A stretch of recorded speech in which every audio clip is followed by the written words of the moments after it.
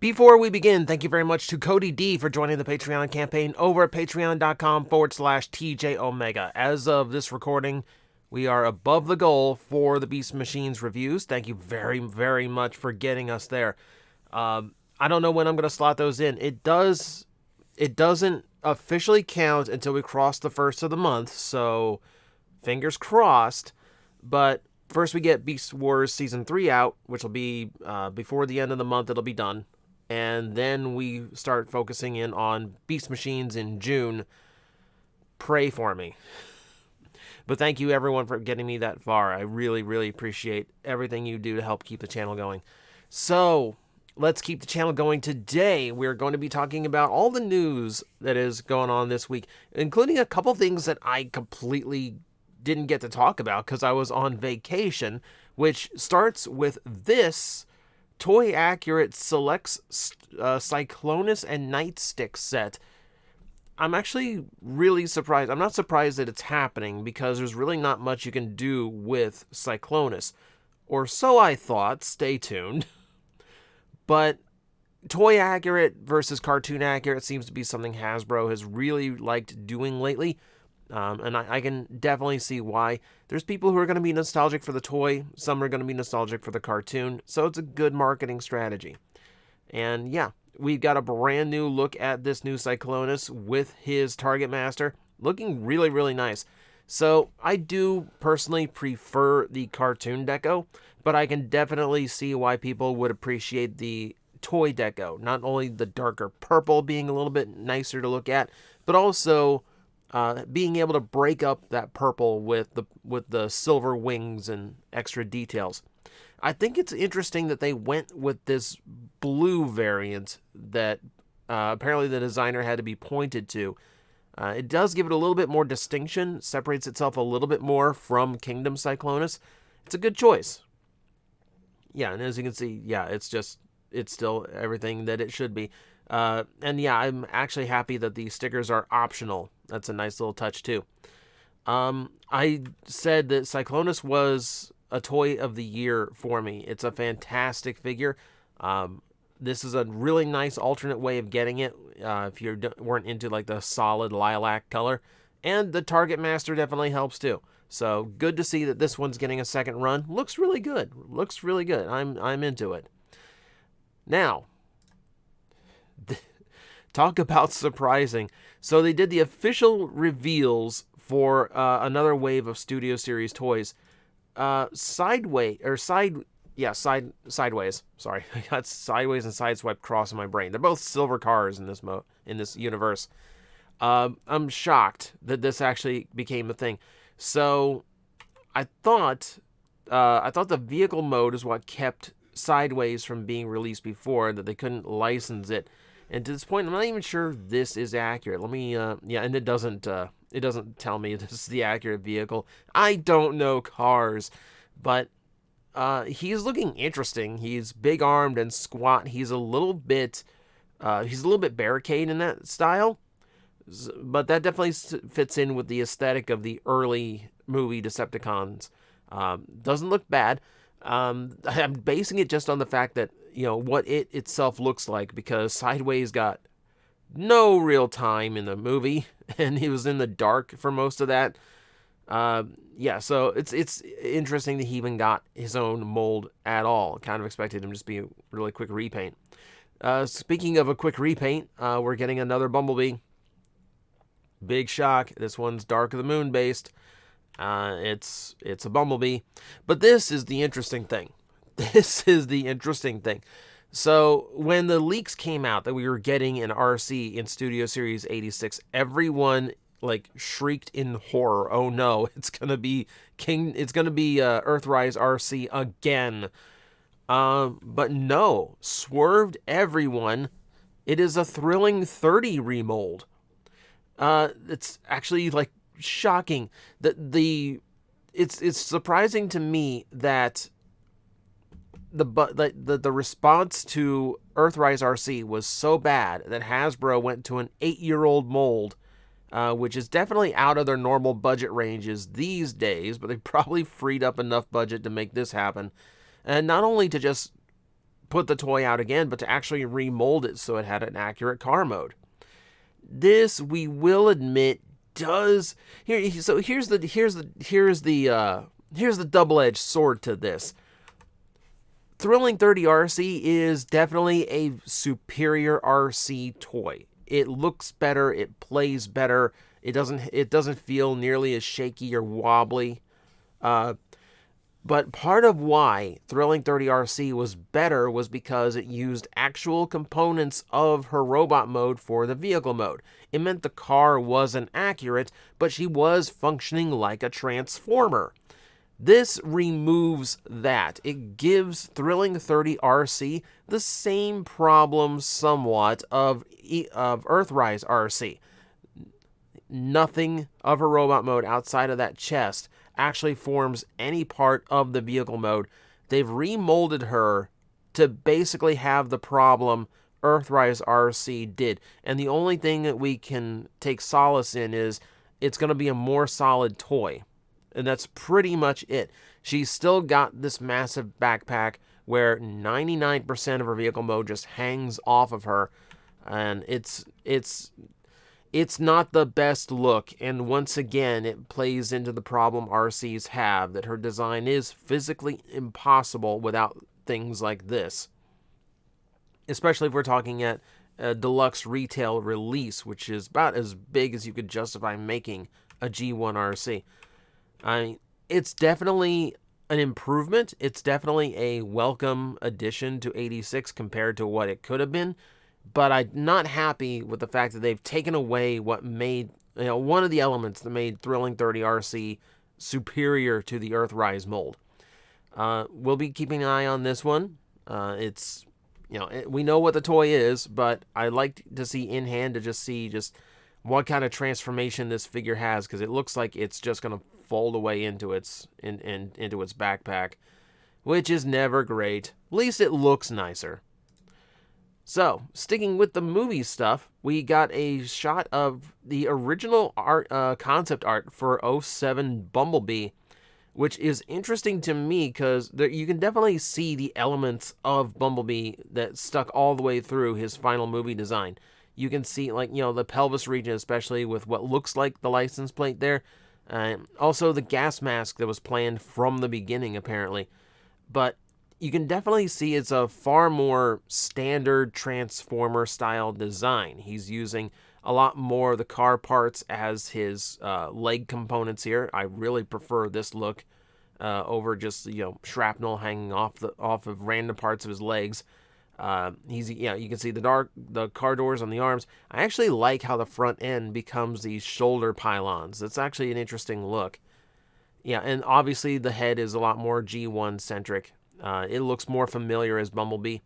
I actually really prefer this. Not only does it look like a more solid Bumblebee design, and it's more recognizable as Bumblebee as well. I'm upset we didn't get this now. They went with they went, I don't know. They went with what they went with, and that's just what people think of when they think of Bumblebee now, which is disappointing. I really like this. Hasbro, in the past, for Star Wars, has done concept series stuff for, the original design for Luke Skywalker when he was Luke Starkiller. The original concept stuff for Yoda, Chewbacca, Stormtroopers when they had lightsabers. R2-D2 especially looks really different. This, I would absolutely love to see them do for Transformers. I would actually be down for this and to see any other movie concept characters that were out that we could possibly get toys for. It's like the one time where I'm like, please make more movie Bumblebees, because I wouldn't mind seeing this whatsoever. It's an interesting look into what could have been. Let's move on to something a little bit more tangible. So, if you missed out on Maverick's collaborative figure, the Transformer / Top Gun toy, don't worry. There's pre-orders in July for another release in October. It's trying to coincide with the movie, again, as it turns out.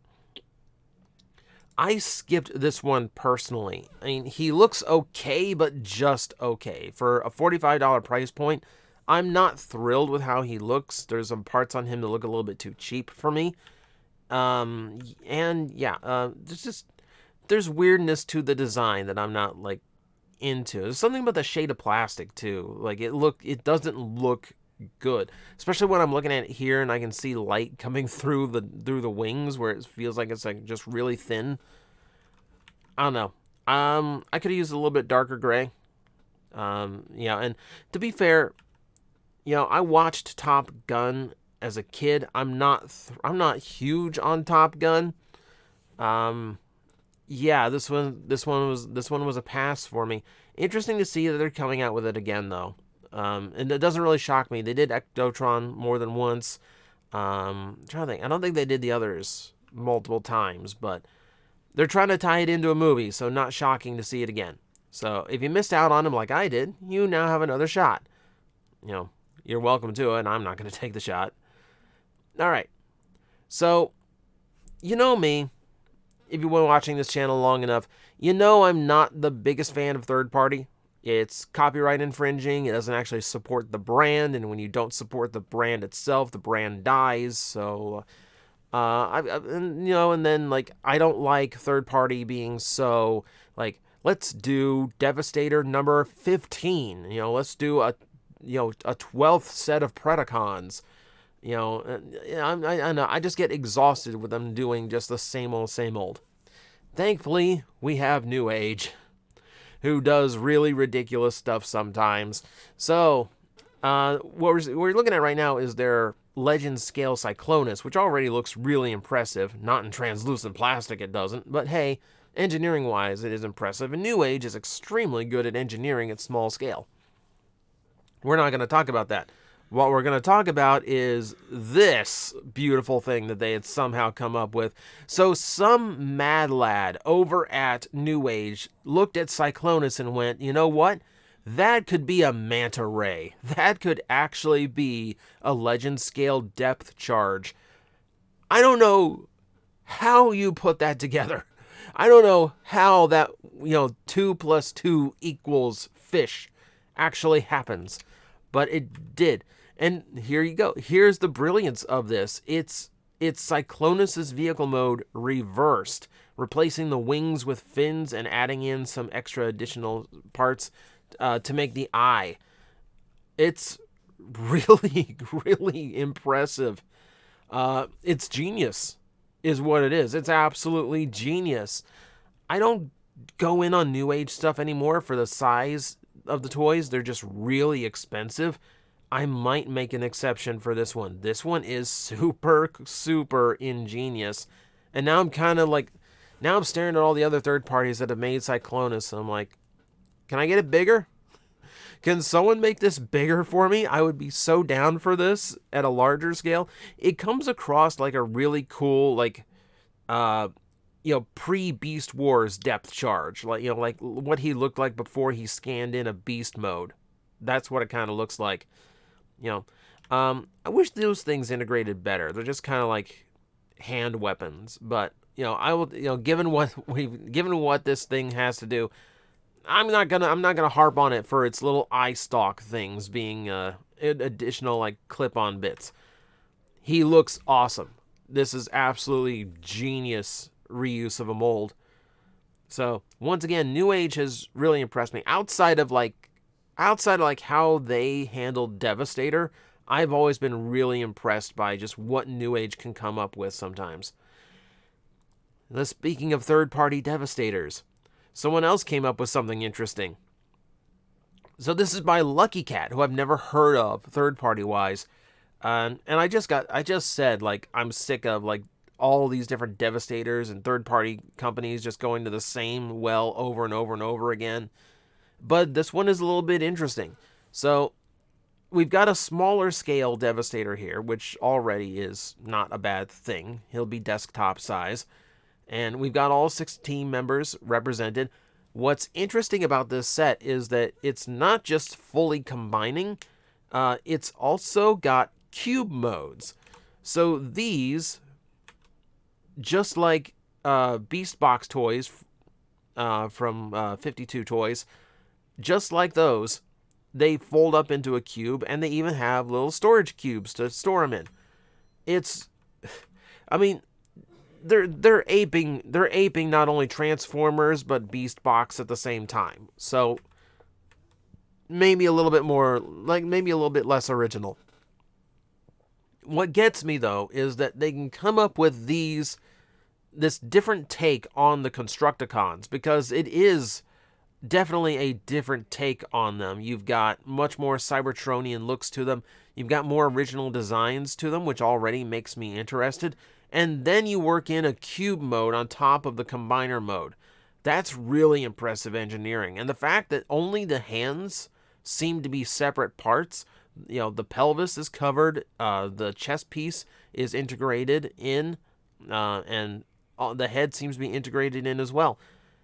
This is incredibly impressive work, you know, and this, I don't know if I would be like, I don't know if I'm going to take the plunge on this, because it's probably going to be, you know, not cheap, but it is definitely a fascinating set. I'm looking forward to seeing it in full color so we can actually see what makes what. All right. We got a new look at Masterpiece MPG-01 Trainbot Showkey. I've loosely been following these, mostly because it's one of the few things Masterpiece is doing. So I kind of have to follow it. So for starters, like looking at it, it's actually a lot longer in the train mode than I expected. It's actually like really impressive how well like it all expands out into the robot mode. I'm still not sold on this. This is still going to be a combiner that totals over $1,000 by the time it's done, and Takara will not show off what the final combiner looks like. You know, a collector who doesn't want to miss out is probably going to be into this for at least $500-600 before Takara gives us a look at the final product that you've actually been investing in. And it's a huge piece of faith in a company to go, you know, hey, let's put it this way. It takes a ton of faith in a company in order to go, I'm going to invest into multiple figures of this line. I'm going to put down $600 worth before you even show me what I'm paying for altogether. Because if the combined mode turns out to not meet your satisfaction, that's a lot of money to be out. And of course, Takara has been kind of hit and miss with their Masterpiece toys as of late. Judging by skids, they might be turning it around, but I'm not experienced enough with Masterpiece right now to really know exactly how close they are. So I personally don't know how much faith I have in Masterpiece right now, but I know a lot of people hyped up for this, so hopefully it turns out well. My fingers are crossed, but I'm tempering it. And to finish us off for this video, I cannot let Star Saber news go by without talking some Star Saber.